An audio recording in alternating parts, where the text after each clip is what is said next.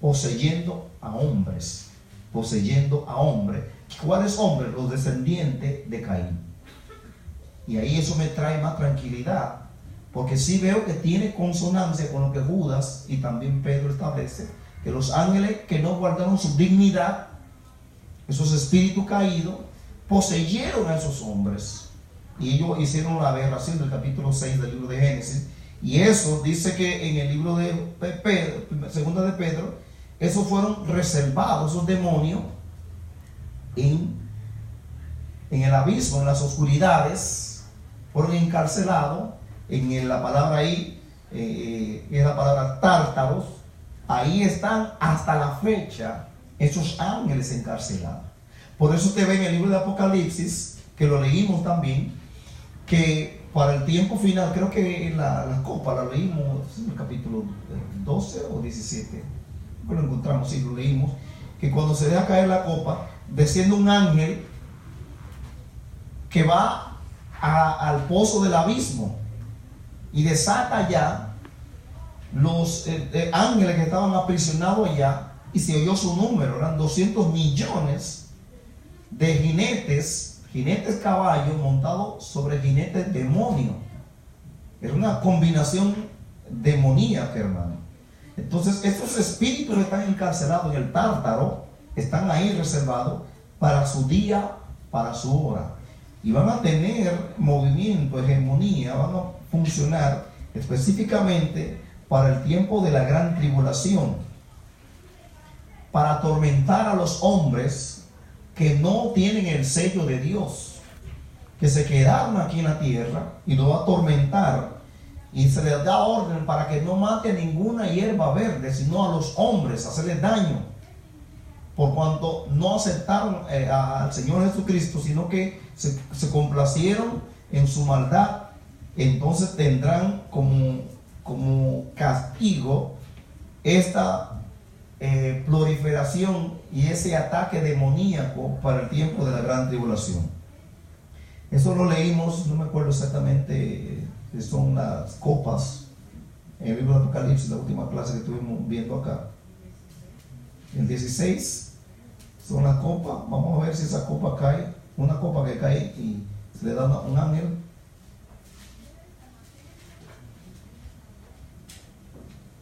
A ver cuál de ella.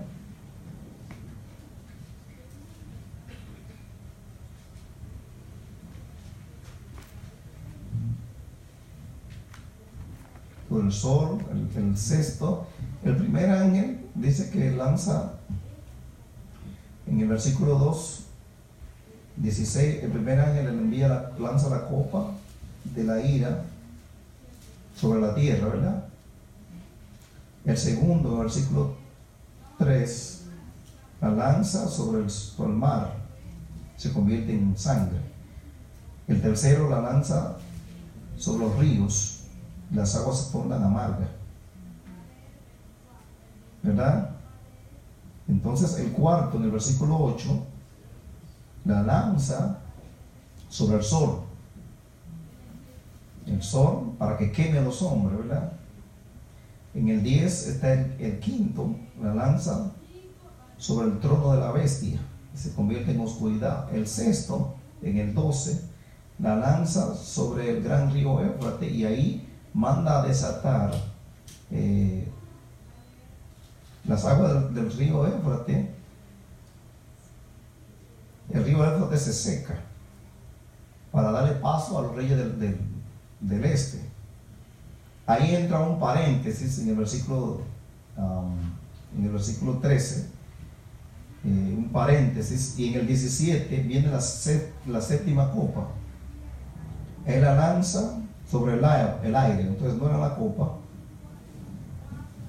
y sobre el aire se produce trueno, relámpago, y si hay pues entonces si no son la copa, debe ser la trompeta. Pues esa es la segunda parte de la gran tribulación. Correcto, la copa corresponde a la segunda parte de la gran tribulación. Las trompetas corresponden a la primera parte de la gran tribulación. Lo que vamos a la trompeta, la séptima trompeta, en el 11:15, no es la séptima, Volvemos entonces en el 9, la primera trompeta.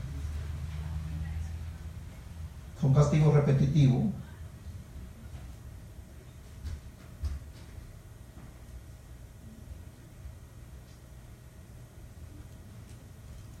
En el 7, 9, 7, dice el aspecto de las langostas era semejante En el 7.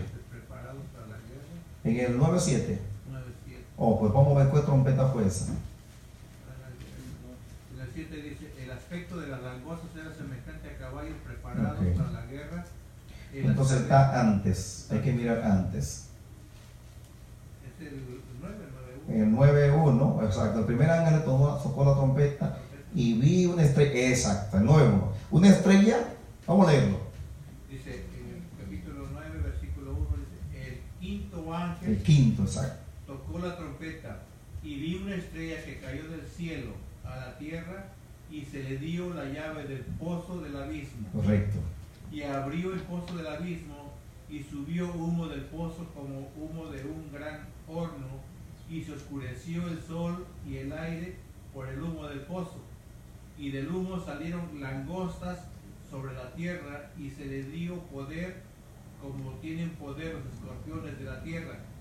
Y se les mandó que no dañasen a la hierba de la tierra, ni a cosa verde alguna, ni a ningún árbol, sino solamente a los hombres que no tuviesen el sello de Dios en sus frentes.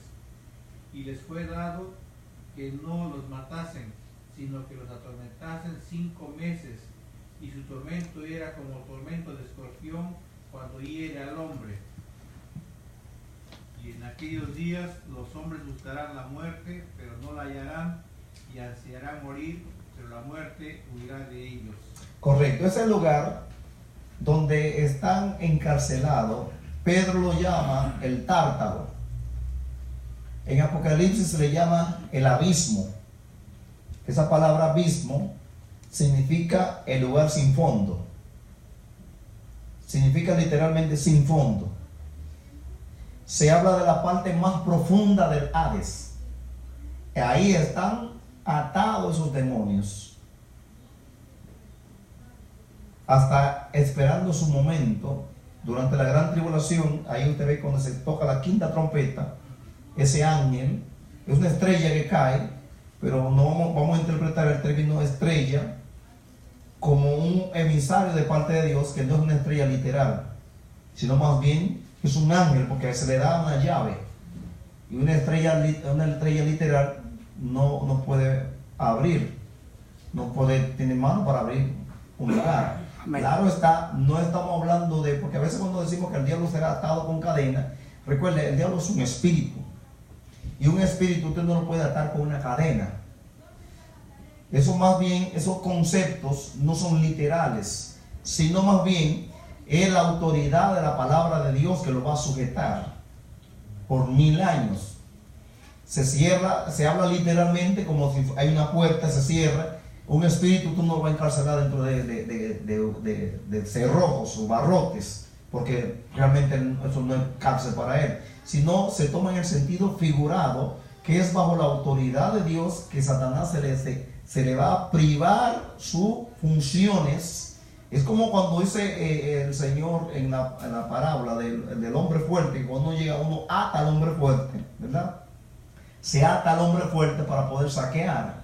Entonces es lo que va a hacer el Señor, va a frisarle su poder, va a frenarle, va laquearle su poder por 1000 años, y no podrá hacer nada, porque dice que se le pone el sello de Dios, lo que implica la autoridad. El sello habla de autoridad. Bajo la autoridad del Señor, Él le va a frenar todas sus funciones. Entonces esos ángeles que están atados ahí abajo, no es como se ata a un ser humano, sino bajo también la autoridad de Dios. Ellos están allá abajo sin función, están inhabilitados ahora mismo, no pueden ejercer ninguna función sobre la tierra, ni usar su fuerza sobre la tierra. Porque voy a decir, hermano, Hay demonios, que el Señor los reprenda a todos, que tienen mucho poder, hermano. Mucho poder. Y se cree que de esos que están en el abismo eran tan poderosos, hasta más poderosos que el mismo Lucifer. Porque ya decíamos en la clase anterior que Lucifer no es un ángel de guerra, era un ángel, era un querubín protector. Los querubines son ángeles que están protegiendo el trono de Dios. Usted diría, ¿y Dios necesita protección? No. Realmente esa palabra significa que están adorando. Están adorando alrededor del trono de Dios. No es porque Dios necesita ninguna protección, porque Dios es autosuficiente, hermanos. Amén. Entonces el querubín era un ángel que estaba en adoración alrededor del trono de Dios. Y no era un ángel de guerra. Entonces de lo que él, según se cree, de lo que él engañó, habían ángeles de guerra también, y que tenían poder, y esos que no guardaron su dignidad, están en el Tártaro. ¿Hasta qué día? Hasta el día que suene esa quinta trompeta, durante el periodo, la primera parte de la gran tribulación. La trompeta, tanto los sellos como la trompeta, van a ser, esos juicios serán ejecutados sobre la tierra durante los primeros 3 años y medio de la gran tribulación. Los otros 3 años y medio de la gran tribulación son las copas que se van a arrojar sobre la faz de la tierra. La Biblia también menciona que hay 2 que son bien peligrosos, que están amarrados en el río Éufrates. Correcto. Que si ese lo sueltan, lo van a soltar para la gran tribulación, pero acabarían con el mundo, son malos. También el libro de Apocalipsis también habla de ello, que a un ángel se le da la autoridad y se le va a decir que soltara. Hay muchas conjeturas, nosotros no queremos entrar en conjeturas en torno a eso, pero algunos dicen por ahí que probablemente fueron los que engañaron, que hicieron a Caín matar a Abel, porque están atados alrededor del río Éufrates, lo tienen atado. Y para la gran tribulación, yo lo leí ahora mismo, una de las copas, se le da la orden que soltara a esos ángeles que están atados a la orilla del río Éufrates. Son misterios que cualquier gente puede dar conjeturas, decir cosas, pero cualquier información que podemos dar son suposiciones. No tenemos, digamos, una información fehaciente. Son suposiciones que algunos teólogos opinan alrededor, porque a veces de todo queremos opinar algo y decir algo y que dar una información. Pero todas esas cosas están en un futuro que para la iglesia nosotros no vamos a estar aquí durante ese tiempo. Pero son cosas que nos alertan a nosotros de tratar de serle fiel a Dios cada día más y no esperar hasta ese tiempo estar aquí en la tierra para que estas cosas nosotros no estemos sufriendo los embates de estos juicios que van a caer sobre la faz de la tierra. Pero de que cierto están atados a la orilla del río Éufrates, lo están. De que están atados en el Tártaro, lo están. Y que serán sueltos y ahí lo dice claro, para atormentar solo a los hombres. Solo a los hombres. O sea que el poder de ellos es tremendo. Y ahí se describe en el Apocalipsis 9, del 1 al 5, por ahí más o menos, se habla del efecto dañino que tienen esos jinetes demonios que vienen montados sobre el jinete caballo, y estos están allá en el pozo del abismo atados. Por eso ahí se ve este lugar, el pozo del abismo, que Pablo lo llama el Tártaro, y que en Apocalipsis se le llama el pozo del abismo, lugar donde están atados sus demonios para su hora salir a ejecutar lo que Dios le va a ordenar a ejecutar. O sea, estamos partiendo de ahí, estamos viendo esta palabra Tártaro, que se cree que es la parte más profunda del infierno, donde esos demonios están atados. Otro término que se usa para referirse a esos lugares, también está la palabra Gehenna, que esa se toma de la frase del Antiguo Testamento, que le llaman el Valle del Hijo de Hinnom, que estaba al sur de Jerusalén. Era un lugar de adoración mediante sacrificios infantiles. Ahí sacrificaban muchos niños y lo quemaban para el dios fenicio del sol, le llamaban Moloch, a Moloch. Si usted ve al segundo libro de Reyes, capítulo 16, vamos a ir allá, uno me busca segundo libro de Reyes 16:3, 21:6 y segundo libro de Crónicas, que es el paralelo, 28:3 y 33, y que de hecho fue prohibido por el Señor por la ley levítica, de acuerdo a Levítico 18:21 y 2:5. Vamos a ver a alguien que encontró segundo de Reyes 16:3 y 21. 16:3 y 21:6, debo decir. 16:3 dice: antes anduvo en el camino de los reyes de Israel y aún hizo pasar por fuego a su hijo, según las prácticas abominables de las naciones que Jehová echó delante de los hijos de Israel. Ese pasar a fuego era que quemaban los niños, ¿verdad? Este mismo libro, el capítulo 21, versículo 6, segundo libro de Reyes 21:6. Sacrificó en el fuego a su propio hijo, practicó la magia y la hechicería y consultó a los nigromantes y a espiritistas. Hizo continuamente lo que ofende al Señor. Ajá, segundo de Crónicas 28:3 y 33:6. Esa es la ajena, que usan en griego la palabra, para referirse también a ese lugar de tormento que nosotros conocemos como el infierno. Quemó también incienso en el valle de los hijos de Hinnom, e hizo pasar a sus hijos por el fuego, conforme a las abominaciones de las naciones que Jehová había arrojado de la presencia de los hijos de Israel. Levítico 18:21, ese lugar fue prohibido para el pueblo de Israel. ¿La otra era 31 qué? La otra era 33:6. No des hijo tuyo para ofrecerlo por fuego a Moloc. No contaminéis así el nombre de Dios, yo Jehová. Dios prohibió eso en las leyes levíticas, porque eso tenía la costumbre de pasar su hijo como un sacrificio, quemaban a los niños. Eso era un infanticidio, aparte de un sacrificio idolátrico y demoníaco, también había un infanticidio que tomaban a los niños para eso. Bien, hermano, todavía en la actualidad hay gente que sigue haciendo eso.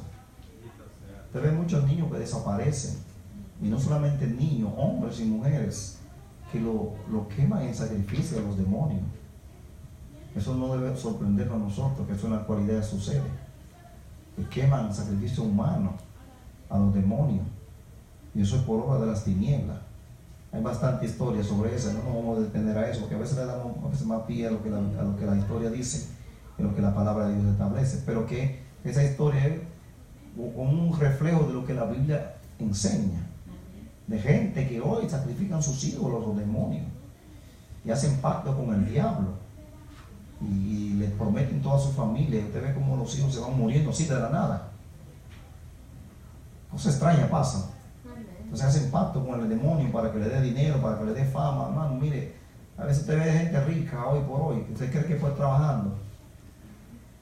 A veces la gente no nos gusta hablar de eso y queremos como mantener eso, pero son realidades. Gente en todas las áreas sociales, desde los gobernantes hasta los más de abajo, que consultan a los demonios buscando suerte, fama y fortuna. Ustedes recuerdan que los evangélicos no creemos en la suerte. Nosotros creemos en la providencia de Dios. Ah, no, ¿qué suerte tuviste para tener este trabajo? Ninguna suerte. Dios me abrió una puerta. Es Dios que nos bendice a nosotros, no es asunto de suerte. Ustedes a veces evangélicos usando muchos elementos extraños. Gente que, no, que me salió un gato negro, no salgo. No le haga caso a ese gato, vaya a su trabajo. El gato seguro tenía hambre, salió a buscar comida. Otros que se clavan una herradura en su casa, en la puerta.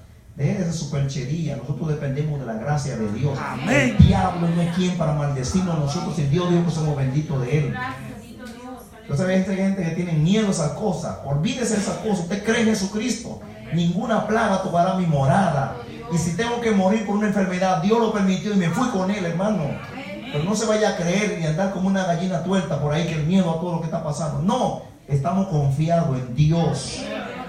Y esas cosas a mí no me caen, porque Dios, al menos que Dios nos dé la orden, a mí nada de eso me va a caer. Gloria al nombre del Señor. Nosotros no creemos en suerte. Nosotros no andamos buscando suerte. A que el número de la suerte, que esto de la suerte. Nosotros no creemos en esto. Nosotros creemos en la providencia de Dios. Amén. Que Dios, si tiene que mandar un cuervo para traernos comida, lo va a hacer, hermano. Lo hace. No dependemos de esas cosas. Tenemos fe en Dios, hermanos. Que Él abre puerta. Senda Él hará donde creas que no hay. Él abre senda. Él hace que el desierto florezca. Él hace que de una roca fluya agua para nosotros. No importa. Pero no andemos así con ese temor, que esa cosa, que mi abuelito, que mi ancestro era esto. Yo he creído en Jesucristo. Amén. Yo estaba metido en esa línea de maldición. Se acabó la maldición conmigo. Porque al llegar a Cristo, todas esas cosas se van, hermano. Amén. Ahora, si usted creyó de verdad. Ahora, si no creyó de verdad, eso es otra cosa. Pero si usted se convirtió de verdad, olvídese de esas cosas. Olvídese del brujo, del chamán, de quien sea. Ahora mi jefe se llama Jesucristo. Amén. Ese es mi dueño. No, jefe, ese es mi dueño. Ese es el que me dirige ahora. Ese es mi rey ahora. Mi amo se llama Jesucristo. Y el diablo no tiene parte ni suerte ni conmigo ni con mi familia. Y todo lo que pase a mi vida es porque Dios lo permite. Amén. Gloria al nombre del Señor, hermano. Mi confianza está en Dios. Mi fe está en Dios. Y hemos hablado bastante de la fe. Pero quiero aclararle algo también de la fe. Que no es fe en tu fe. No es fe en mi fe. Es fe en Dios. Amén. ¿Qué diferencia hay entre fe en mi fe y fe en Dios? Oh, la fe en mi fe dice, tú lo vas a hacer, Señor. No, porque Dios lo va a hacer. Hay gente que proclama una fe y hablan de una fe, que no, que el Señor me va a dar tal cosa, que yo tengo fe. Y no sucede. ¿Sabe lo que pasa con esa persona? Se deprime. Deja de creer. Porque tenía fe en su fe. Pero cuando tenemos fe en Dios, la fe en Dios dice que aunque no suceda lo que yo quiero, yo sigo confiando que lo que Él hace es lo correcto.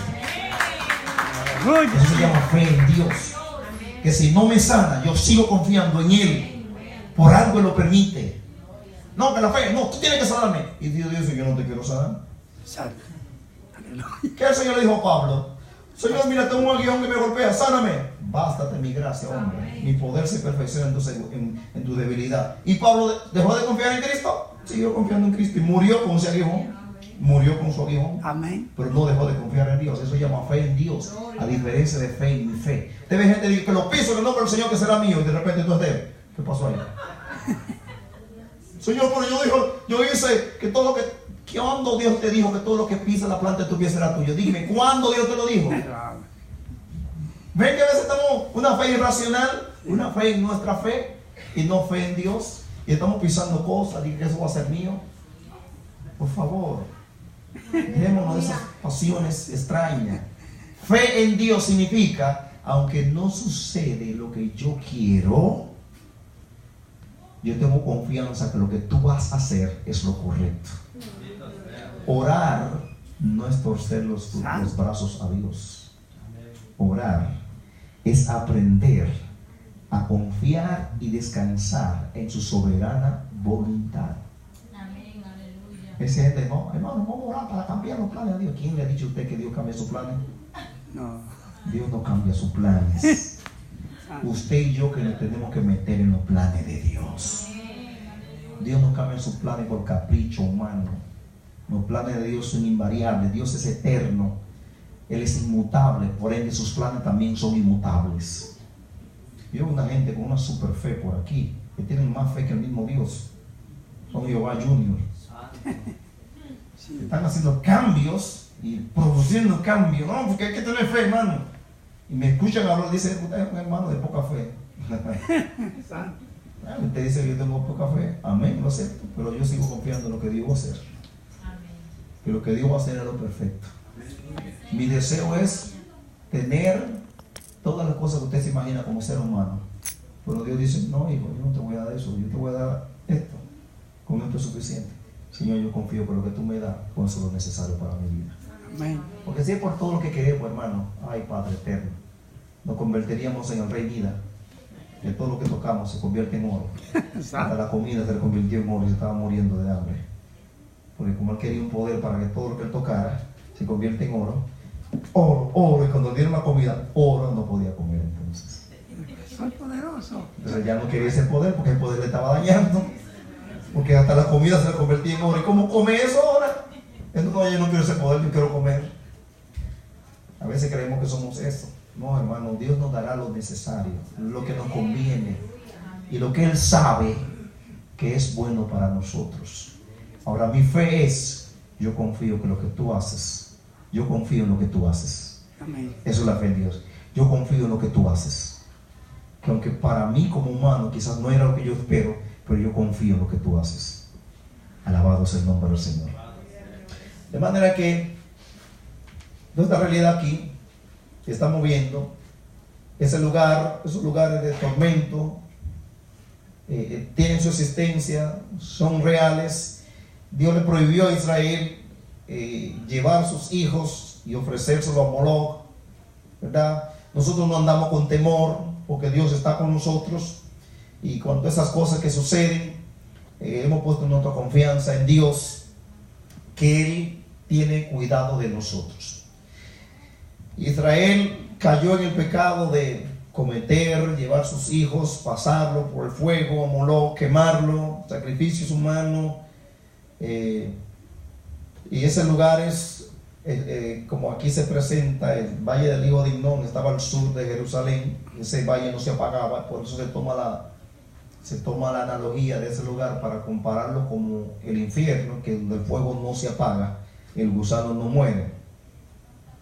Los judíos contemporáneos del tiempo de Jesús estaban tan horrorizados por la aparición de sus ancestros en adoración pagana, en práctica del sacrificio de infantil, por lo cual convirtieron este lugar en un basurero. Al sentirse tan horrorizados de que sus ancestros hacían eso, ¿saben lo que hicieron? Convirtieron ese valle en un basurero. Y ese basurero, ahí quemaban todas las basuras. Muchas de las metáforas de Jesús sobre el juicio final utilizan esta tierra llena de fuego, humo, gusano, hedor. De acuerdo a Marcos, te va Marcos 9:44. Vamos a ver qué dijo Jesús sobre ese lugar, utilizando metáfora. Marcos 9:44 y el 46. Jesús solamente que usa ese término, Gehenna, y también Santiago. Vamos a buscar también, alguien me busca Santiago 3:6. Marcos 9:44 y 46. Amén. 44 dice: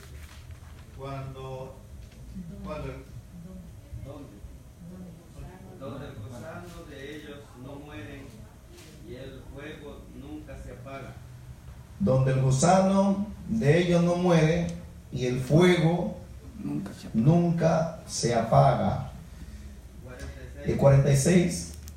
Donde el gusano de ellos no muere y el fuego nunca se apaga.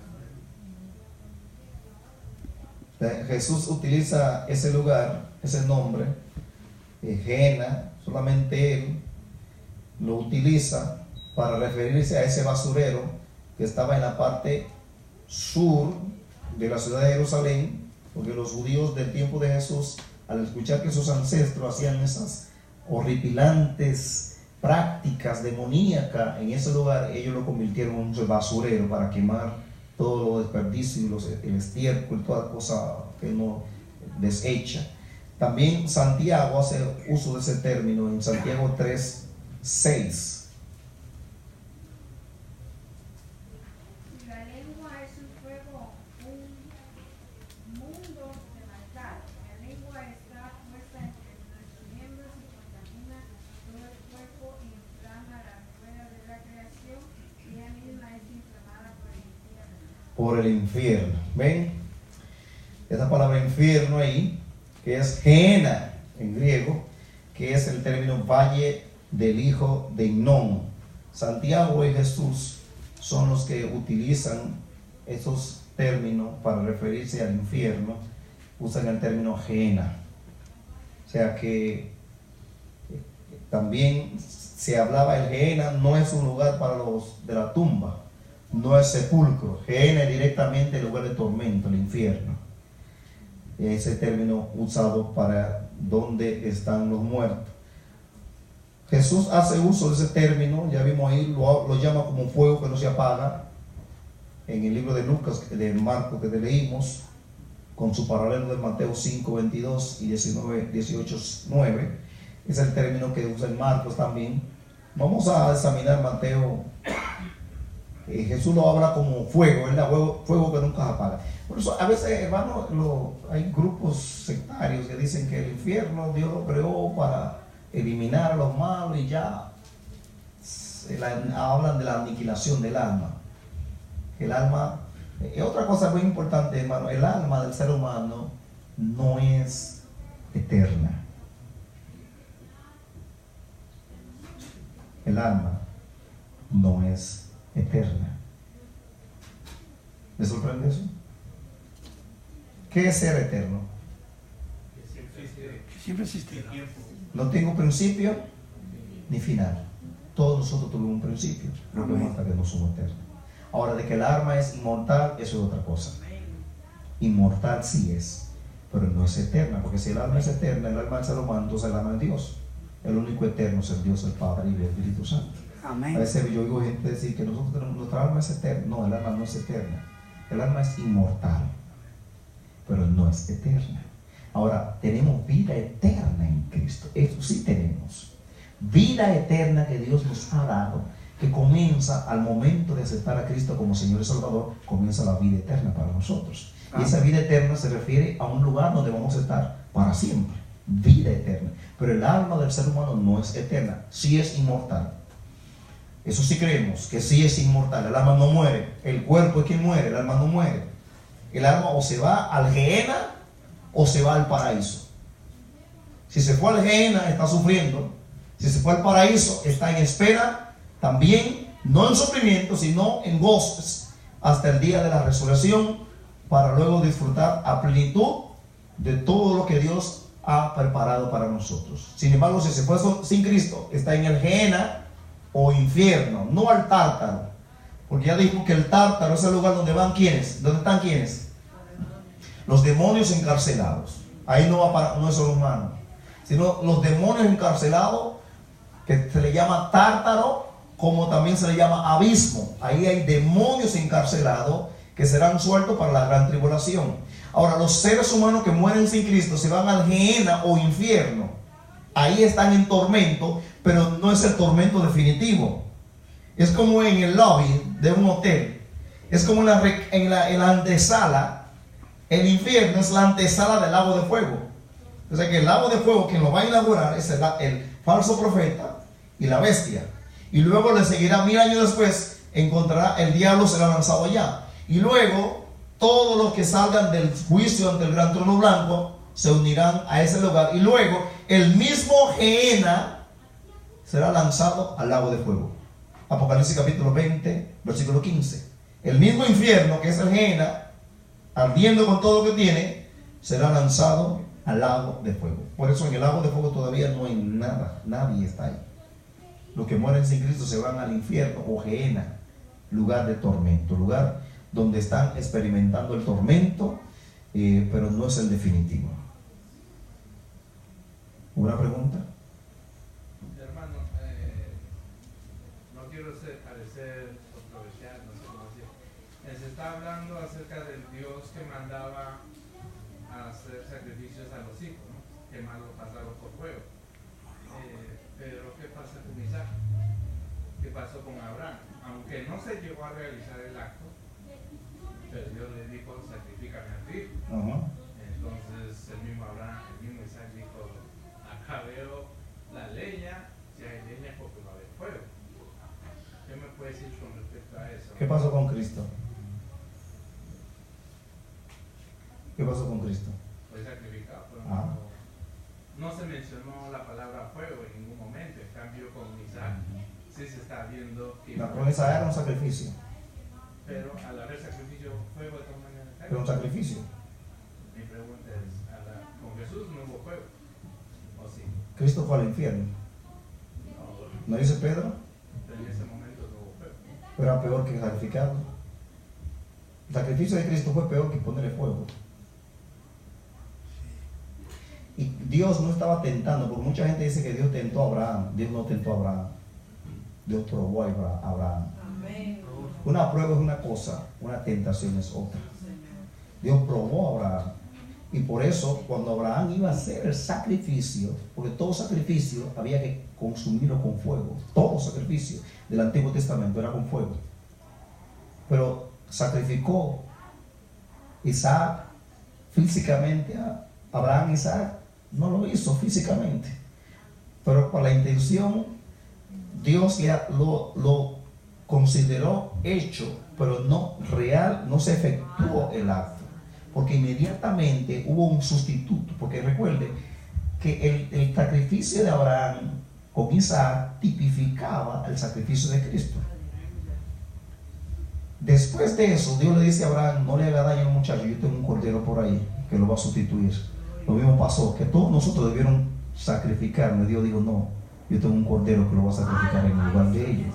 Y vino Cristo en nuestro lugar. O sea que lo de Abraham no era una tentación, sino una prueba muy diferente.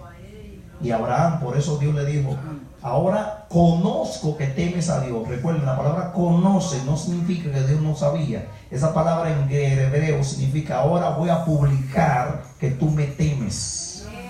Ahora voy a publicar, y todas las generaciones van a saber eso, que tú me temes. Y lo hace, lo constituye el padre de la fe, porque tuvo fe en lo que Dios iba a hacer. Porque él dijo: yo sé que aún de la piedra Dios me va a levantar mi hijo. O sea, el acto a Isaac no fue quemado,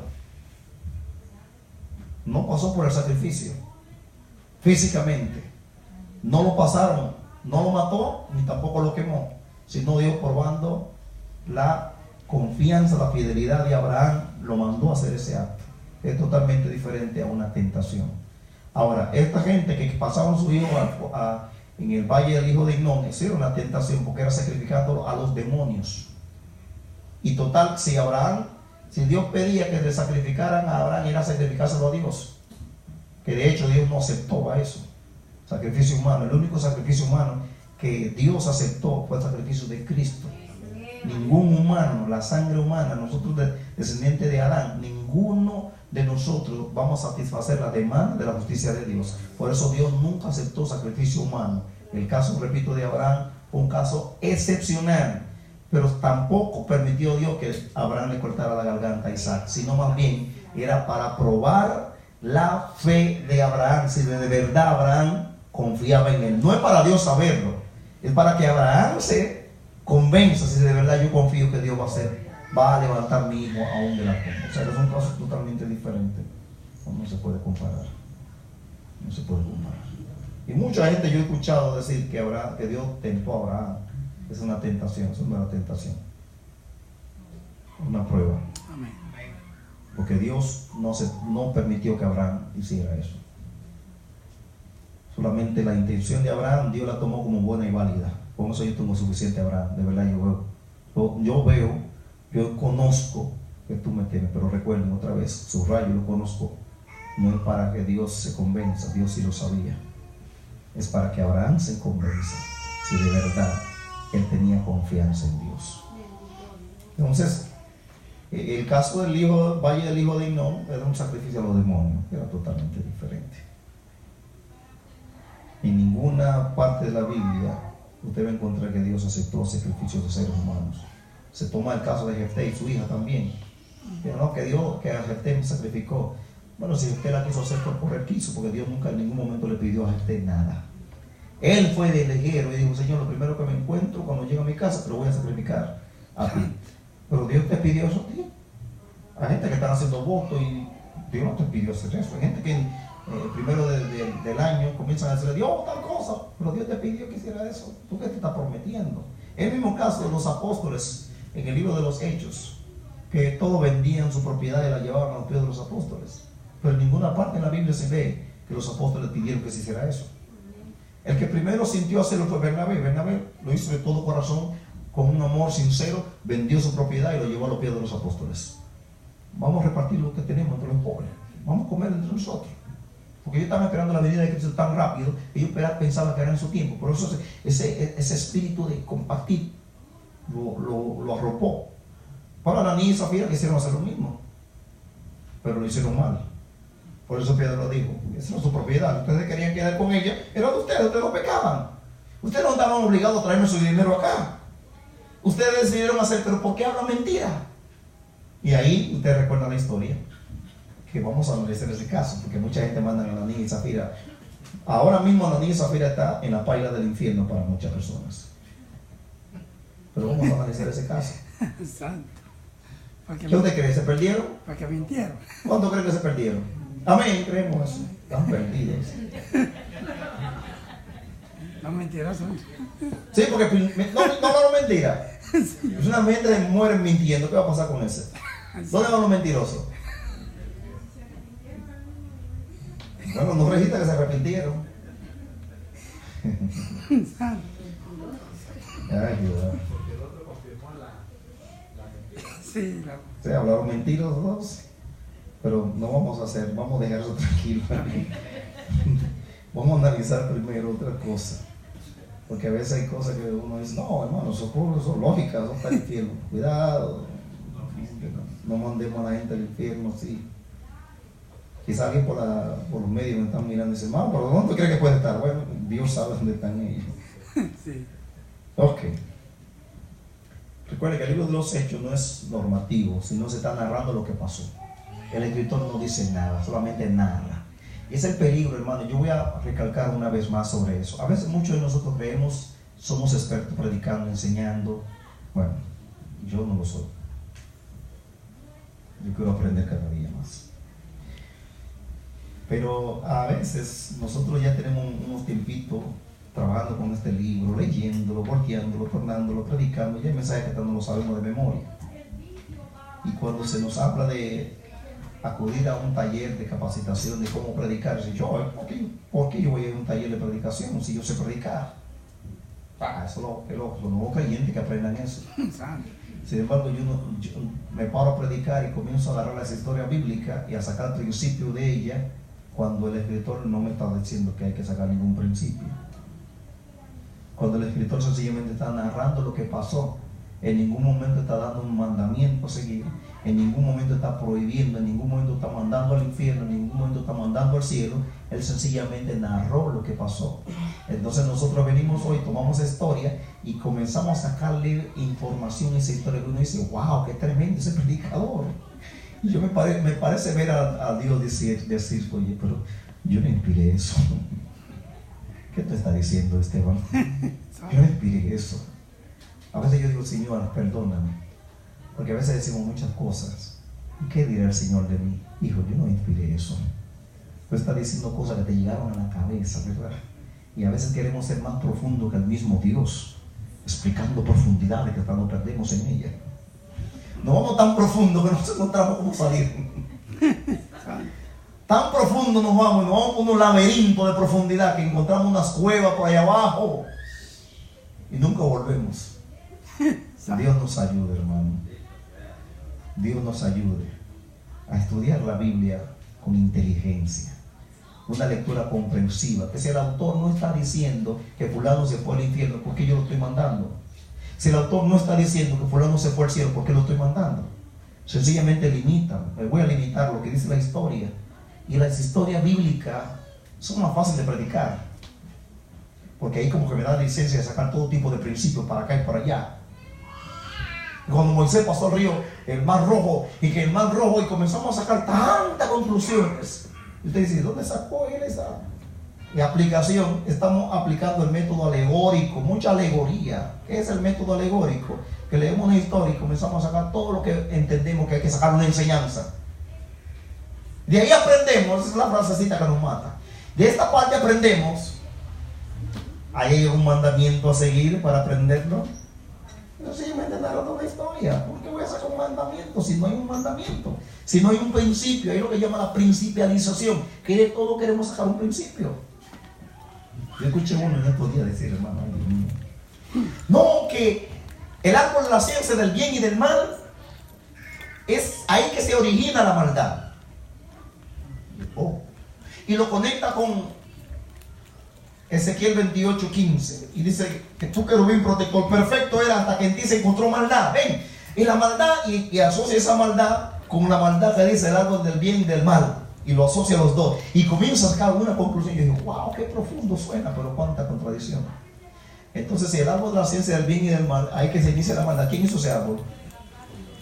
¿Quién hizo ese árbol? Entonces, Dios hizo la maldad. ¿Cómo está diciendo que Dios hizo la maldad? Cuando tú analizas la palabra mal en el libro de Ezequiel y la palabra maldad en el libro de Génesis 2:10 o 2:9, son dos palabras hebreas totalmente diferentes. Una no tiene que ver con la otra, porque a veces porque dice maldad aquí, maldad acá, ya creemos que es lo mismo. Hay paralelos verbales y paralelos verdaderos. Un paralelo verbal: este viejo verde, este joven verde. Yo usé la palabra verde para los dos. Sin embargo, es la misma palabra, pero no significa lo mismo. Para el viejo verde es una persona mayor que está creyéndose teenager, privando a un jovencito, usando con su iPhone por ahí y con sus gafas, sus shorts, y luciendo como un teenager. Es una persona, un viejo verde. Pero un joven verde es un joven que no tiene experiencia. Y yo usé la palabra verde para los dos. Sin embargo, verde no significa lo mismo para las dos personas. Eso se llaman paralelos verbales. Se pronuncian igual, se leen igual, pero no significan iguales.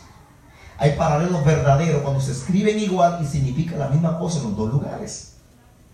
Entonces la palabra maldad en el Ezequiel y la palabra maldad en Génesis no son palabras iguales. No significa lo mismo. Y él decía, no, porque, y decía tantas cosas, cuánta contradicción, y lucía profundo. Y yo, wow. Que es una gente que no entiende mucho de esos conceptos, dice, wow, qué tremendo. Pero después uno mira cuánta contradicción. Me está hablando de un yin yang. ¿Sabes el yin yang? Una figura que tiene blanco y negro, que dice que el mal y el bien cohabitan y que son la misma cosa. Él está diciendo que Dios crea el bien y de repente dice, no, porque Dios no hizo al diablo, Dios hizo a un ángel. Pero tú te estás contradiciendo, porque si tú me dices que la maldad comienza en el árbol del bien y del mal, ¿quién hizo ese árbol? Dios. Entonces tú dices que Dios hizo la maldad y Dios no hizo la maldad, hermano. La maldad se originó en Satanás. Cuando Ezequiel dice, y hasta que dice encontró, la palabra en hebreo es iniquidad, lo que significa pecado, bien ese, oculto. Pecado oculto en él, en ese individuo llamado Lucifer. Entonces, hay que tener cuidado con eso. Cuando yo puedo sacar un principio, si eso no se cumple en todas las áreas, eso no es un principio. No puedo sacar una verdad predicable para eso. Entonces hay que tener cuidado cuando yo veo las historias bíblicas, que no todos los detalles, como las parábolas, yo le voy a sacar aplicación, porque no todos los detalles de la parábola tengo que sacar la aplicación. Hay que concentrarse en la verdad que eso encierra. Lo primero que tengo que ver, ¿por qué se dijo la parábola? ¿A raíz de qué se dice la parábola? Por ejemplo, la parábola de la viuda y el juez injusto. De repente usted dice, hazme justicia, ella iba donde alguien a rogarle. Usted no me puede decir que ese juez es Dios, porque dice la historia que es un juez injusto, y Dios no es un juez injusto. ¿Qué esa parábola quiere resaltar? Quiere resaltar la persistencia en la oración. No me voy a sacar detalle, no, que el juez es Dios, entonces estoy cometiendo un grave error, porque ese juez no es Dios, Dios no es injusto. Entonces, que la parábola quiere iluminarme, quiere arrojarme de que tenemos que ser persistentes en la oración. Es lo que sencillamente quiere enseñarnos la parábola. Por eso toda historia, yo no puedo sacarle toda información. ¿Y qué esto significa esto? Que la mujer del flujo de sangre representa a la iglesia y que la iglesia está sangrando. ¿Y de dónde salió esto, hermano? Que el burrito que montó Jesús representa a nosotros. Y el Señor anda buscando un burrito como tú. Oye, le dijo hasta burro. Hasta burro nos dicen en la iglesia. Cuando sencillamente esa historia para mostrar el cumplimiento profético de Miqueas, que dijo que él iba a entrar montado en un burro. No se limite a decir más cosas, hermano. Y se cumplió. Entró montado en un burro. Amén. Lo que muestra que sí era el Mesías. Una profecía que se cumple, dando fe de que Jesús era el Mesías prometido. Pero yo voy a agarrar el burro y hasta le voy a decir burro a los hermanos de la iglesia. Porque yo he escuchado un mensaje, ¿usted no lo ha escuchado? El Señor anda buscando el pollino. Suelta el pollino, un mensaje titulado Desata el pollino. Desata el pollino. Nos dijeron pollino a nosotros. Usaban una palabra más sofisticada, pero nos siguen siendo burros. Entonces hay que tener cuidado lo que predicamos, hermanos. Que el pueblo de Israel iba pasando el río Jordán en seco. Tenga cuidado en sacar en detalle esas cosas, que a veces nos llenamos de emoción. ¡Aleluya, gloria a Dios! Antes de decir aleluya y gloria a Dios, mire a ver, mire primero, escuche primero. No a todos se les saca verdades. Hay cosas que tan sencillamente se narraron para que sepamos lo que pasó, pero no hay ningún principio para aplicar a nuestra vida en el día de hoy. Entonces, esos términos ahí, el libro, el Gehenna, ¿verdad? El valle del hijo de Hinnom. Jesús hizo referencia a ese lugar, diciendo de este lugar donde el fuego no se apaga y los gusanos nunca mueren, haciendo referencia del cuerpo humano que cae allá. No existe lo que es la aniquilación del alma. Y decíamos que el alma no es eterna, pero es inmortal. Jesús le refirió a ese lugar Gehenna como un fuego. Dijo que era un fuego permanente, donde el fuego no se apaga. Habló de que era un lugar de destrucción corporal y espiritual, aunque entiéndase algo, no una destrucción en el sentido de que va a extinguirse, sino como un castigo como paga por desobedecer. En el 10:28 él habla de ese lugar, pero entiéndase que eso no se está significando una aniquilación, sino más bien ese término que se usan ahí es como un castigo eterno. Sinónimo de Seol, lo usó como sinónimo de Seol. Caracteriza a los malos como los hijos del infierno. A la gente mala se caracterizaron. También es el resultado de un veredicto judicial. Es el lugar donde va, Mateo 23:33. El concepto de Gehenna es paralelo al de la segunda muerte. Apocalipsis 2:11, 26, que donde dice, y esta es la segunda muerte. Vamos a ver Apocalipsis 26.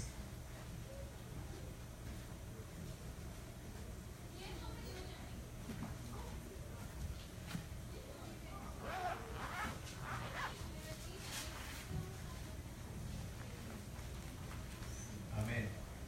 Bienaventurado y santo el que tiene parte de la primera resurrección. La segunda muerte no tiene potestad sobre ellos, sobre estos, sino que serán sacerdotes de Dios y de Cristo y reinarán con él 1000 años. O sea que Gehenna es paralelo con segunda muerte. Es posible que el lago de fuego, y creemos firmemente eso, llegará a ser el lugar por habitación permanente para los humanos y los ángeles malos. Los humanos que están en el Seol, ¿verdad? Porque recuerden que el infierno será lanzado al lago de fuego.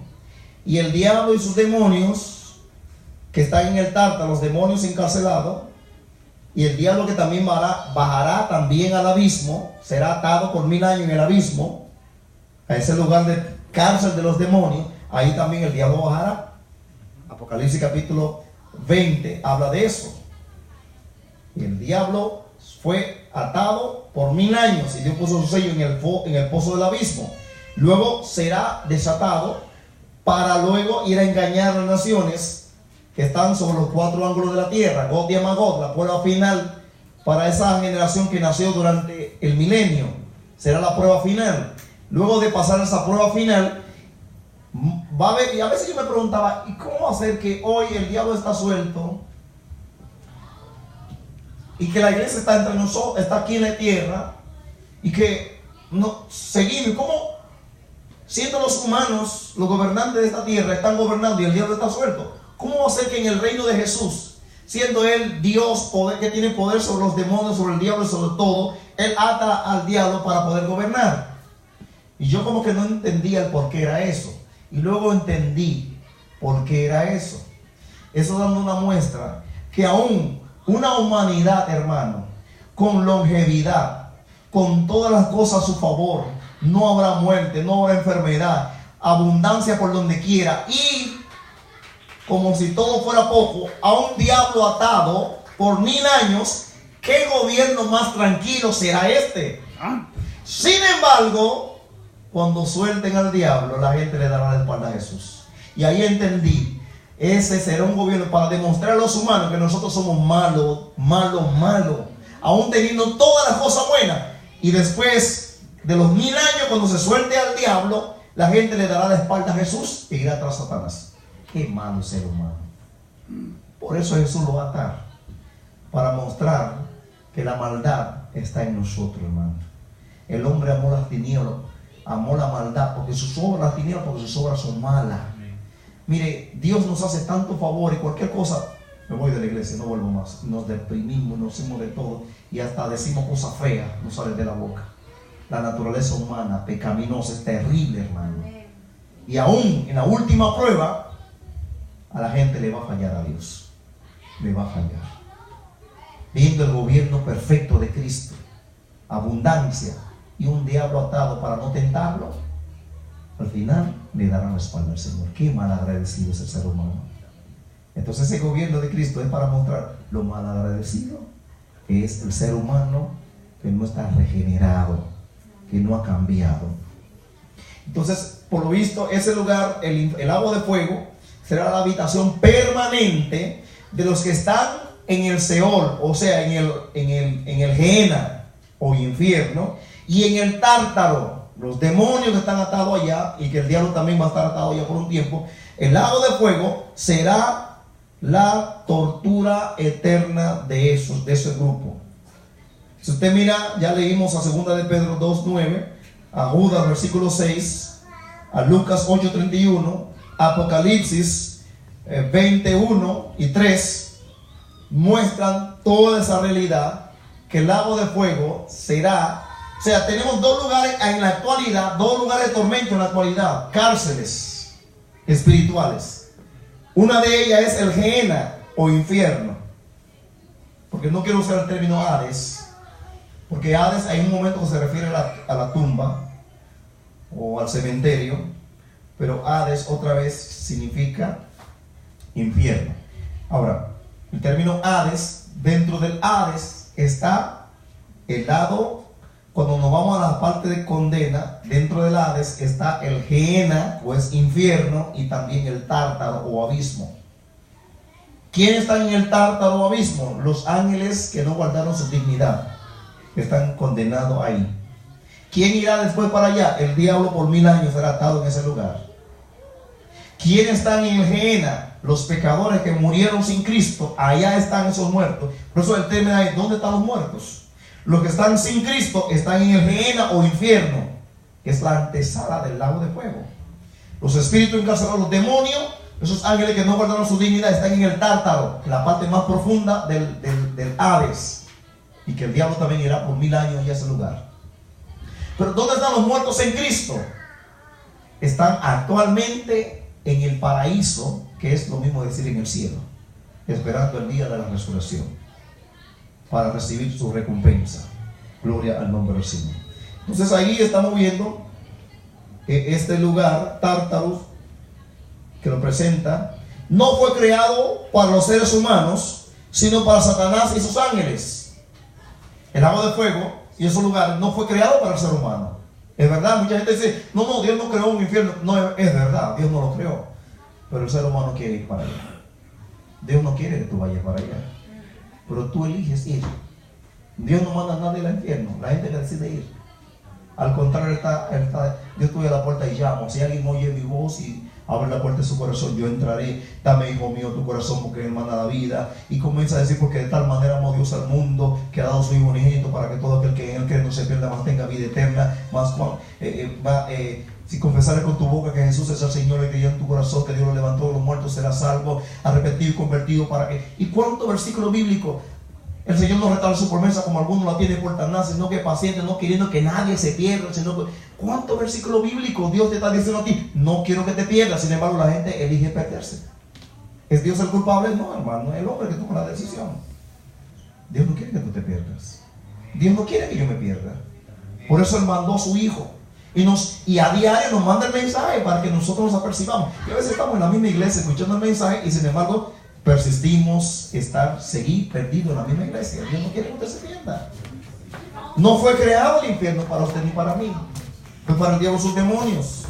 Sin embargo, la gente elige ir para allá. Allí su experiencia, buena o mala, será exacerbada, o sea, será puesta delante de Dios, delante del juicio de Dios. Dios va a juzgar todas las cosas. Es posible, no fue creado para los seres humanos, sino para Satanás y sus ángeles. Mateo 25:41. Es posible, dada la coincidencia entre Seol y Hades y Gehenna, que originalmente todos los humanos fueran al Seol, ¿verdad? Originalmente iban todos al Seol, con sus dos partes, el seno de Abraham y el Hades, hasta que Cristo muere y separa esos dos lugares. Las experiencias de los seres humanos un día, hermano, será expuesta delante de Dios, ante el juicio de Dios. La iglesia va a pasar frente a un tribunal, no es para condenación, pero pasaremos ante un tribunal. Pero los perdidos irán ante el juicio, ante el gran trono blanco, y allá se les dará la razón por la cual serán condenados, aunque ellos lo saben, pero Dios le va a dictar sentencia. Por eso yo creo que ante el trono blanco no será un juicio. A mi entender, eso será un veredicto que se va a cantar, porque se hace un juicio, ya el juicio se hizo hace rato. Ahí se va a cantar sentencia, va a ser nada más. Allá se va a cantar sentencia, porque ahí no habrá abogado defensor. Hoy Cristo es el abogado defensor. Hoy Él está a la diestra del Padre intercediendo por nosotros. Pero en aquel día el mismo Cristo será juez. O sea que no habrá abogado defensor ahí. Lo que implica que es un veredicto. Cuando ya se va a dictar sentencia, ya no se necesita argumento de abogado. Es ya el juez tomó la decisión, un jurado, para dictar sentencia, o deliberar o condenar. Ya la palabra de los abogados ya no vienen aquí, ni del fiscal ni de nadie. Por eso ante el gran trono blanco no hay ni fiscal ni abogado, porque el fiscal es el diablo que ya está en el lago de fuego, y el abogado, que es Cristo, ahora es el juez. Por eso, hermano, nosotros tenemos la de ganar por donde quiera. Amén. Porque Cristo es el abogado y también será el juez. Hoy tengámoslo como nuestro abogado defensor, para que un día no sea nuestro juez, y ese día nadie nos va a poder defender. Hoy Él quiere defender nuestra causa, porque Él murió por ti y por mí en la cruz de Calvario para defender nuestra causa. Hoy Él es el abogado que nos defiende. Tengámoslo siempre como abogado, no como juez, porque el día que tendrá como juez es para condenarnos. Alabado es el nombre del Señor para siempre. De manera que la iglesia pasará por un tribunal, pero para mí no es un juicio, más bien será, sino el Bemá, como le llaman, el tribunal de Cristo, que es una tarima donde se van a dar la recompensa. Pero aún ahí mucha gente saldrá avergonzada de la presencia del Señor, no condenados. Ahí no será para condenar a nadie, sino donde se va a juzgar la intención por la cual hicimos las cosas aquí. Por eso, hermano, ojalá que todas las cosas que hagamos aquí en la tierra sea para la gloria de Dios y no para la gloria de yo, porque a veces confundimos la gloria de Dios con la gloria de yo. Cuidado con la gloria de yo, que sea para la gloria de Dios de verdad, porque será uno de los argumentos en el cual se va a juzgar ante el Bemá, el juicio que se le hará a la iglesia. Ese juicio, no un juicio, sino una tarima de recompensa. Será inmediatamente la iglesia sea arrebatada al cielo. Ahí se va a efectuar lo que se llama el Bemá de Cristo. Inmediatamente la iglesia arrebatada, viene el Bemá de Cristo, luego para entrar a la boda del Cordero. Eso va a suceder. Y estos otros juicios, la Biblia habla de varios juicios. El capítulo 25 de Mateo habla de juicios de las naciones que serán juzgadas para entrar al milenio, y las naciones que no cumplieron con los requisitos inmediatamente serán lanzadas al infierno. Esas no entrarán al milenio, no se les permitirá el juicio de las naciones, capítulo 25 de Mateo. ese juicio que se presenta ahí, está ante el tribunal blanco, que sería el último, donde todos los perdidos, desde el primer perdido en el Antiguo Testamento hasta el último perdido de la raza humana, ahí se comparecerán ante el tribunal de Cristo. Ahí serán juzgados y condenados porque no aceptaron lo que Cristo hizo en el Calvario, no porque fueron mentirosos ni ladrones, sino por no aceptar el sacrificio de Cristo en el Calvario por ellos. Ellos quisieron pagar, y ese costo es bien alto, hermano. Cristo pagó por nosotros. Amén. ¿Por qué no aceptar lo que Él hizo por nosotros hoy? Evitarnos esa gran calamidad que será por toda una eternidad. Hermano, pensar en la eternidad sin Cristo, eso es terrible. Mejor que le seamos fieles a Dios hoy. Vivamos para Él y agrademos a Él. Y no pretender, como alguna gente que es orgulloso, que no, tú no vas a pagar por mí, yo pago. Mire, hermano, dejemos que el pago de Cristo sea. Porque nosotros no tenemos con qué pagar. Y como no tendremos con qué pagar, entonces nuestra vida será empeñada para siempre en la agora. ¿Sabe lo que era la agora? Era el mercado de los esclavos. Y allá, en el mercado de los esclavos, como eran esclavos, lo vendían para ser esclavo para siempre, a menos que llegara uno y comprara un esclavo de eso para liberarlo. Cristo ya lo hizo por nosotros. Amén. Él descendió a la agora, era el mercado de los esclavos, y ahí estaban todos esclavizados y con un letrerito que decía: destinado al infierno. Cristo pagó nuestra culpa, nos liberó. Pero muchos Aleluya. quieren seguir arrastrando las cadenas. ¿Por qué no aceptar el perdón de Cristo y decirle: Señor, gracias por liberarme, y te voy a servir a ti, te voy a obedecer a ti, te voy a agradar a ti, porque lo que tú hiciste por mí nadie podría hacerlo, solo tú pudiste hacerlo, y te agradezco tanto. Y como no puedo pagar, porque muchos están pagando, hermano, creen pagar, hermano, es un regalo. ¿Quién paga por un regalo? Eso es un regalo, usted no tiene que pagar. Pero como no tengo que pagar, yo le sirvo un agradecimiento a Él por lo que Él hizo por mí. Yo estoy eternamente agradecido, y aún estando agradecido sigo recibiendo beneficios, porque Él me ha sentado en lugares celestiales con Él. Aleluya. Amén. ¿Cómo irme de aquí, hermano, si yo lo que estoy recibiendo es beneficios? Número uno, me libró del infierno, y todos los días me está cuidando, me está protegiendo, y me tiene una vida eterna. ¿Cómo no es? Como dijo Policarpo, si en 86 años el Señor solamente me ha hecho bien, ¿cómo he de negar a mi Señor y a mi Salvador? ¿Cómo he de negarlo, hermano? Sería malagradecido yo que le diera la espalda a Cristo, cuando el beneficiado en esto soy yo. Si yo no me convierto, Jesús, Dios, sigue siendo Dios, sigue teniendo su trono de gloria. El único beneficiado de convertirme a Cristo, de confesarlo como Señor y Salvador, soy yo, porque recibo el beneficio de la salvación eterna y la liberación de la condenación eterna. Gloria al nombre del Señor. Por eso, hermanos, si seamos fieles a Dios y no vayamos al lugar donde Pedro dijo: no dejará mi alma en el Seol, refiriéndose a la profecía del Antiguo Testamento, ni permitirá que su santo vea corrupción. Y ahí por eso estamos viendo dónde están los muertos. ¿Dónde están los muertos? Allí, en ese lugar, que se traduce en diferentes términos. La palabra Hades a veces se traduce como tumba, pero la palabra Gehenna nunca se va a traducir como tumba, sino como infierno. El único texto del Nuevo Testamento que hace mención al tormento antes del juicio es la palabra de Lucas, en el capítulo 16, que habla de ese lugar, del hombre Lázaro y el hombre rico. También se describe el Seol como el actual lugar de tormento, de acuerdo a Deuteronomio 32, 22, Salmo 18, 1 al 5. Sin embargo,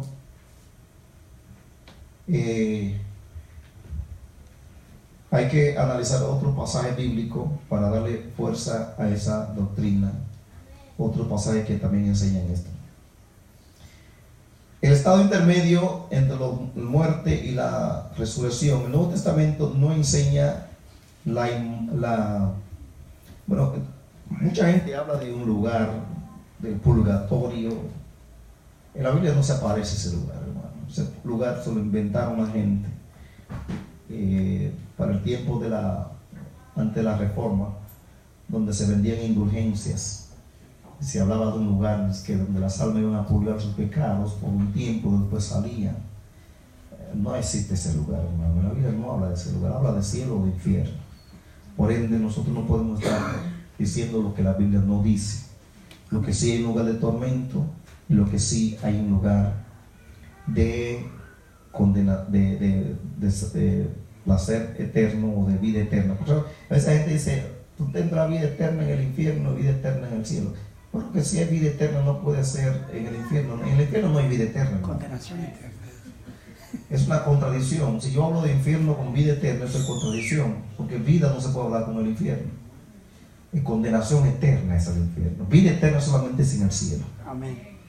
En el infierno es condenación eterna o muerte eterna. Amén. Pero no vida eterna. En el cielo solamente que hay existencia eterna, como es separación, porque la palabra muerte sencillamente significa separación.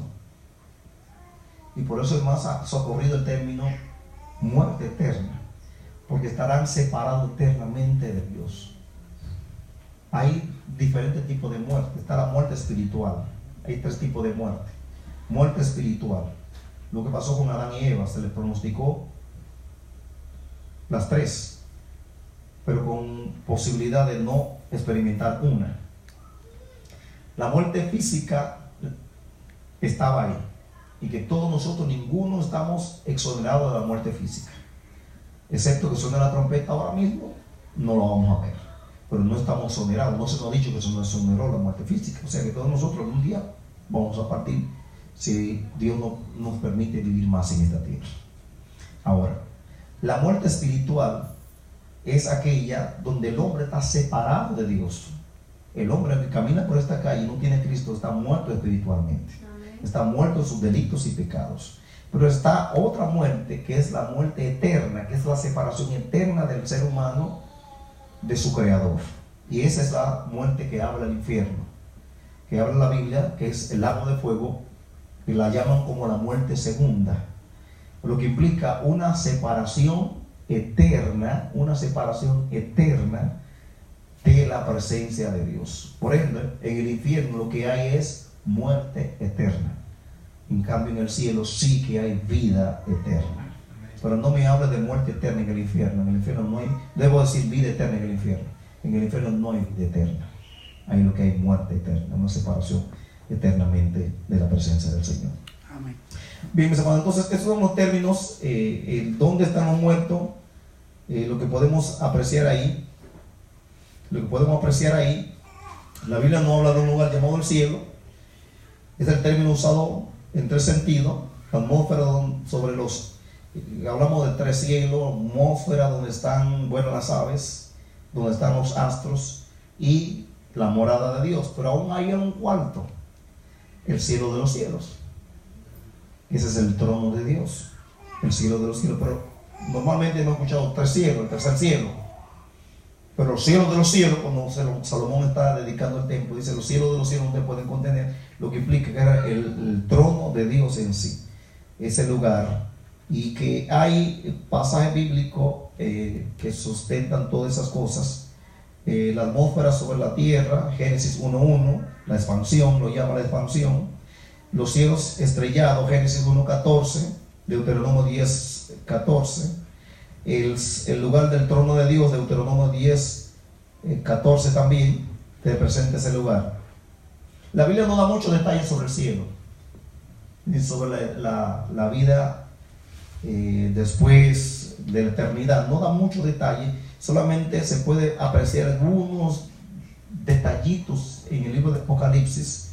Y si usted estuvo en la confraternidad la semana pasada, el sábado, ahí usted oyó bastante sobre ese lugar, de una forma muy magistral, muy bien explicada. Escuchamos con bien claridad de ese lugar llamado el cielo. Voy a concluir porque ustedes ya aprendieron bastante sobre eso. y pueden dar una conferencia sobre las cosas finales. Aleluya. Pero yo voy a concluir resumiéndole, diciéndole que ese lugar, muchos a veces yo con mi hermano decir, no, porque aquí estamos preparando, ensayando para la adoración, que estaremos en el cielo adorando por toda la eternidad. Es verdad que vamos a adorar, pero nosotros llevaremos una vida normal en el cielo, hermano.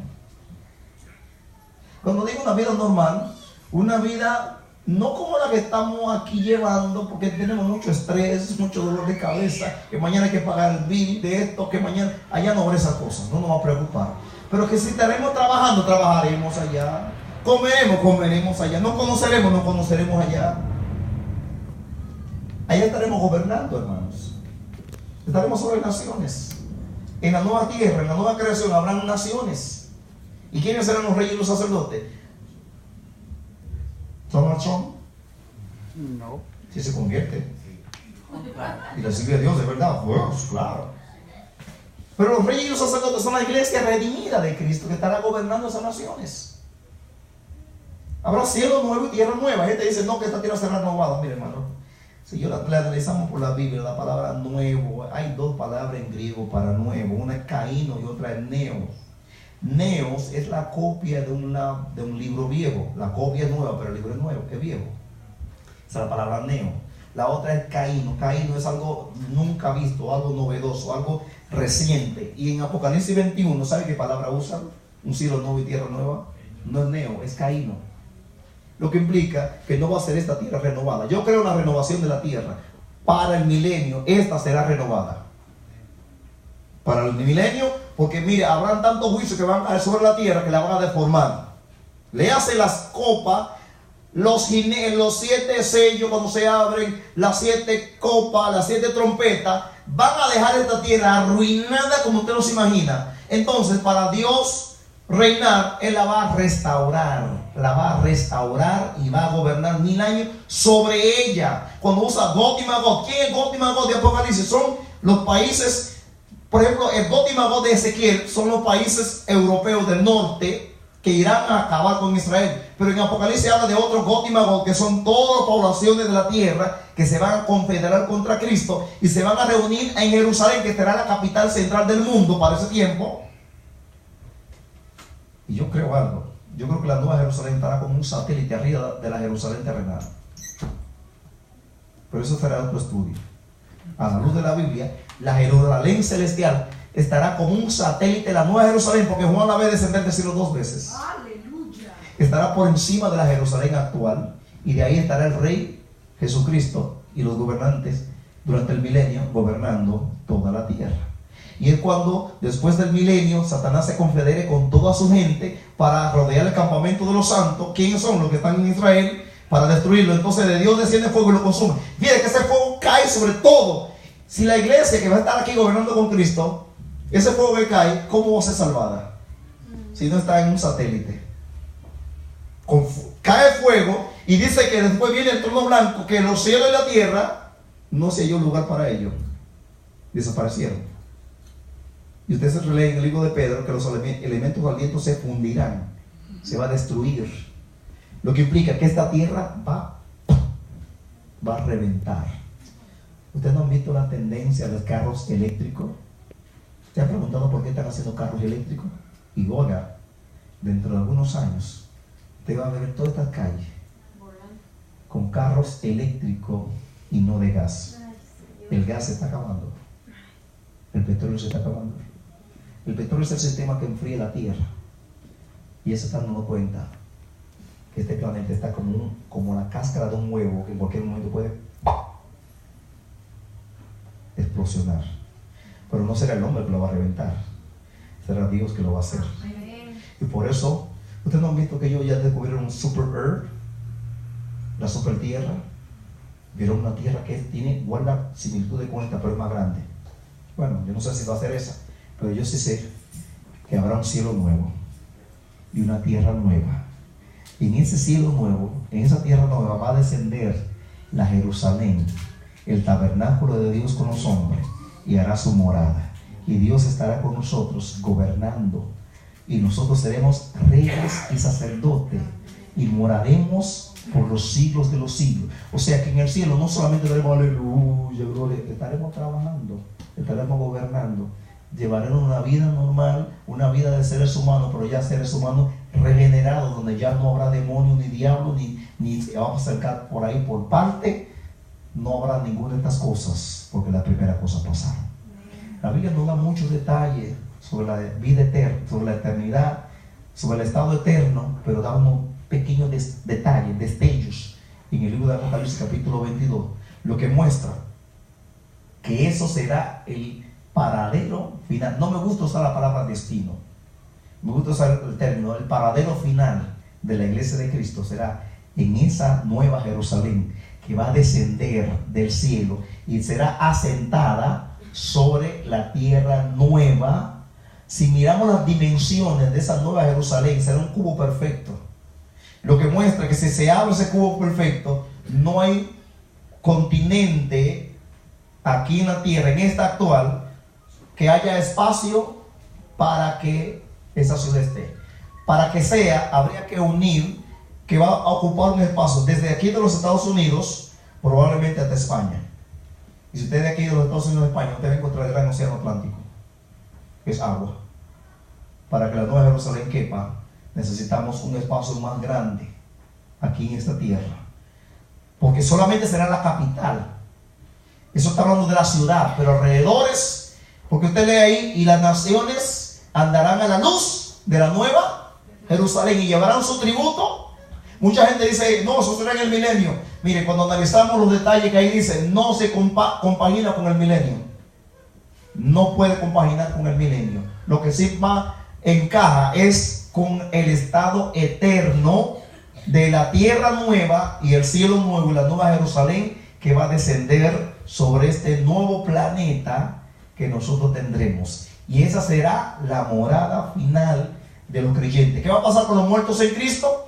Cristo es la primicia de los que durmieron. ¿Por qué primicia? El único que ha resucitado con cuerpo glorificado y nunca más volverá a morir. Yo anoche me puse a analizar la palabra resurrección y efectivamente hay 3 palabras en la Biblia para referirse a resurrección que son totalmente diferentes. Una que significa volver a la vida y otro para referirse solamente a la resurrección de Cristo.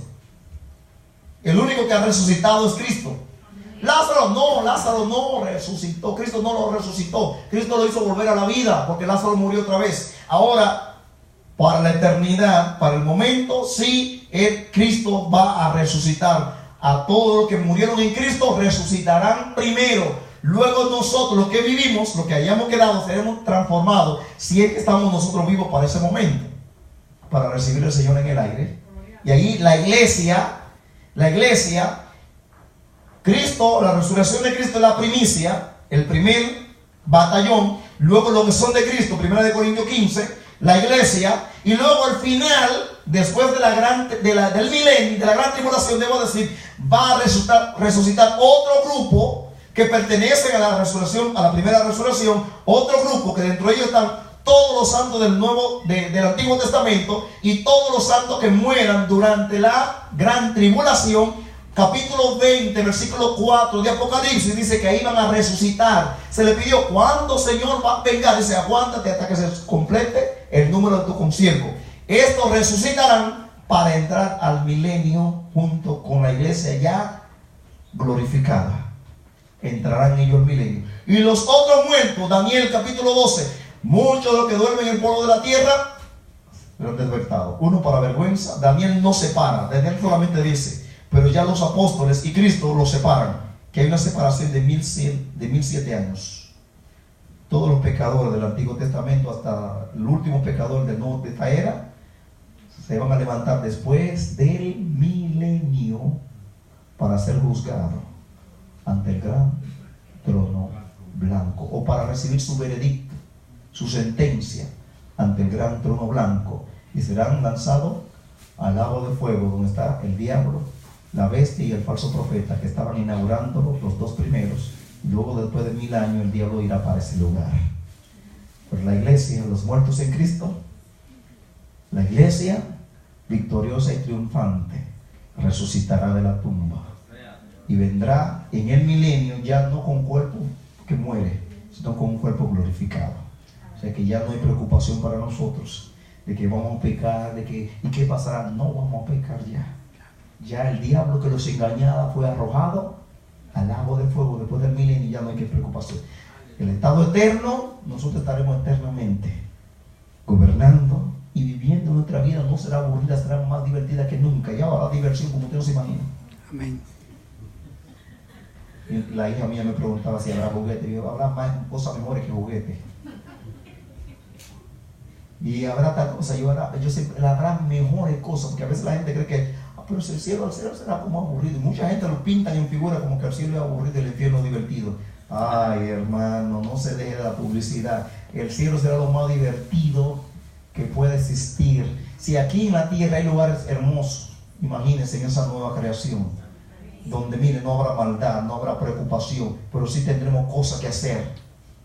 Sí podemos entender todas las cosas. No sabremos todas las cosas, pero sí podremos entender todo lo que nos enseñen. Ahora mismo hay que durar 2 horas dando un estudio bíblico para yo entender algo. Por allá no va a necesidad de maestro de escuela bíblica, porque entenderemos perfectamente todas las cosas, hermano. Todo lo que se nos diga lo vamos a entender. Ahora no sabremos todas las cosas, porque el único que sabe todas las cosas es Dios. Pero sí tendremos capacidad de entender todo lo que se nos enseñe. Aquí una gente se le habla de matemáticas. No me hable de eso, yo nunca pasé la matemática en la escuela. Allá no, allá cuando le habla de matemáticas usted podrá ser un experto en matemáticas. Es más, allá usted conocerá gente que nunca vivió aquí con ellos en la tierra y no necesitará que se lo enseñen. Abraham, usted lo conocerá sin nadie. Hermano, aquí le presento a Abraham, usted lo va a conocer sin que nadie se lo presente. ¿Qué base bíblica tengo para eso? La transfiguración. Había un retrato de Moisés y de Elías para Pedro. Cuando digo hagamos 3 enramados, uno para Pedro, uno para Abraham, debo decir, uno para Moisés y uno para ti. ¿Había fotografía de ellos? No la había. ¿Cómo ellos lo conocieron? Dios le dio un pequeño vislumbre de lo que va a pasar y ellos lo conocieron. Por eso allá conoceremos gente que nunca convivimos con ellos aquí en la tierra, pero podemos tener la capacidad. Hermano, mira, Dios le hizo al hombre una potencialidad que usted y yo no alcanzamos a usar. El que más ha usado de su cerebro no ha pasado de un 10%, de un 12%. Todo ese porcentaje de nuestro cerebro está todavía virgen. Pero en la eternidad, el 100% de esa potencialidad Dios la va a abrir. Y si con ese poquito que tenemos hasta carros volando por ahí, aviones volando, imagínense con toda esa potencialidad que Dios le abre al ser humano, ¿qué no será ya? Será una gloriosa bendición, hermano. Yo anhelo ir al cielo, yo no sé si usted quiere. Ese tecnólogo, allí quiero ir, y tú. El Señor le bendiga, hermanos. El Señor le guarde. La semana que viene continuaremos mirando este sermón de Pedro en el capítulo 2 del libro de los Hechos, y ahí cerraremos este capítulo 2 y vamos a seguir viendo esta historia de la iglesia tan hermosa y cuál es el propósito fundamental de este libro de los Hechos. Recuerden, es mostrar cómo fue avanzando el evangelio desde allá en ese lugar cuando comenzó hasta desde Jerusalén hasta los confines de la tierra, que hoy nosotros somos parte de los confines de la tierra. Era el propósito de Lucas, sencillamente anunciar cómo fue avanzando la redención, cómo